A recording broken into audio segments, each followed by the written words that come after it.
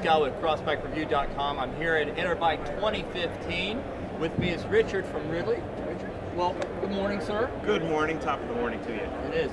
Ridley's a very famous brand in cyclocross. Tell us about Ridley. Let's get to know Ridley a little bit. Well, what is Ridley? Ridley is a Belgian-based bicycle company. Our factory headquarters are, in fact, within probably 65% of all UCI cross races are held within about a 30K perimeter from our office. So when you talk about sort of it being in your DNA, you really can't talk about Ridley without talking about cross. You know, we've been getting dirty since we were born, and especially here in the States, we're probably best known for our cross bikes. We've got 7 elite world championships, and I think in the last 12 and a half or 13 years, we have elites, juniors, nationals, champions ride Ridleys. Right, and you're so close, it almost sounds like that everybody there races cyclocross and they're on alert 5, so the phone call comes in and there's a cross race, everybody jumps up, grabs their stuff and rides, and they're at the race. Well, we may actually sit there and like go to a football game. People in Belgium go to cyclocross races, right? And if you're wearing a Ridley shirt and you're sitting in a bar on a Sunday afternoon, you're going to get grilled on what happened in that race, and they want to know like step by step everything that happened. So it's just the atmosphere of where you develop your product really helps tell the story about that product, and so it being so much a part of who we are, it's just intrinsic in our DNA. So when you talk about what's really important in a cyclocross bike, we look at it from a purist standpoint, a purist European, muddy, technical cyclocross bike. So you'll find our bikes run relatively high bottom bracket heights compared to others. Our angles are very, very steep because you need that maneuverability. And you're also going to find only level top tubes with our bikes because you're going to have to portage it. So we sort of brought all of those sort of must-haves into our cross bike lines. All right, so you brought us a bike to show. So which bike is this? It's very beautiful. Well, thanks.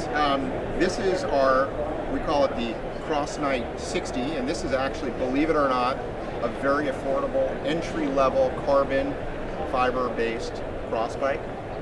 What we really wanted to create with this product is either somebody who's just getting into the sport who wants to save the weight of a carbon fiber over an aluminum frame, or somebody who may be buying a second pit bike for themselves, something where they don't want to spend that $5,000-$6,000 for that full tilt boogie. It creates a lower barrier to entry for them.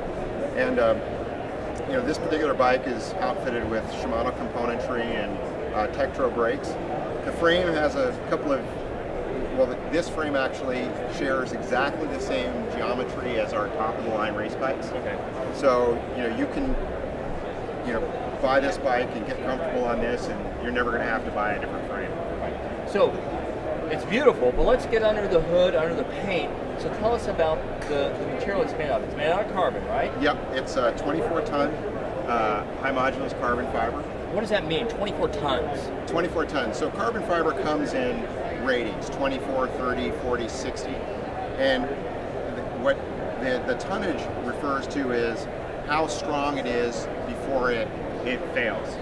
So 24 tons of pressure is less than 60 tons worth of pressure. Right. So therefore it's not quite as strong. Now, it doesn't mean that this is a weak frame. Quite the contrary. It's still very strong. It just means that you have to use more of the carbon fiber to get the required stiffness and durability. Right. So this frame in a raw state weighs about 950, 980 grams, which is still quite light, especially for the impact that this bike has to take.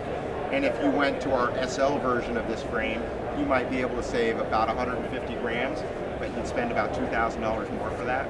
So it's much more cost-effective. Cost per dollar. Exactly. So let's look at the construction of the frame. So it's not just round tubes. We actually have shaped tubes here, right? Yeah. Well, we've through building cross bikes for 19 years and sort of being one of the first manufacturers to actually provide carbon fiber in a cross platform, we've had a lot of experience sort of taping and molding and creating different shapes. So we've stayed compared to some of our road bikes, it looks rather conventional. It's more or less kind of a round-ish tube shapes, because round tube shapes are the lightest and stiffest of the shapes. Now, we have provided some shaping of the top tube and down tube in the junction of the head tube area to help create additional rigidity and strength. We've also ovalized it down in the bottom bracket. I'm going to try to swap it around for it. Swap that around real quick. Great, thanks. So you can see we sort of we've created sort of a rectangular cantilever flow from the down tube into the chain stays to make sure the lateral rigidity of the bike is quite strong. The seat tube is still relatively narrow, more for bump compliance than anything else. You'll see that all of the chain stays and seat stays of the bikes have been shaped and formed to create clearance for the disc brakes, as well as for optimal mud clearance from the tires. We run all of our cables internally in the frame rather than externally because of the weather conditions. You want to make sure you keep them out of the gump. So my comment on that is golf clap. Oh, thank you. Make golf clap a little louder. Thank you. The other thing we've done is one of the key feedbacks we got from the cyclocross team was when you ran disc brakes down to the front fork, get the cable off the fork. So we actually have run the cable through the leg of the fork for nice, smooth, and consistent routing. This bike comes with mechanical disc brakes, but we also have models that come with hydraulic disc brakes if you prefer. All right, so they can go online, they can look at the bikes, they can look at all the different model levels and things like that. What's this bike going to cost? What's the bottom line on this bike? Our manufacturer suggested retail price on this bike is $2,420. The magic price point. Now, why is $2,420 and not $2,450?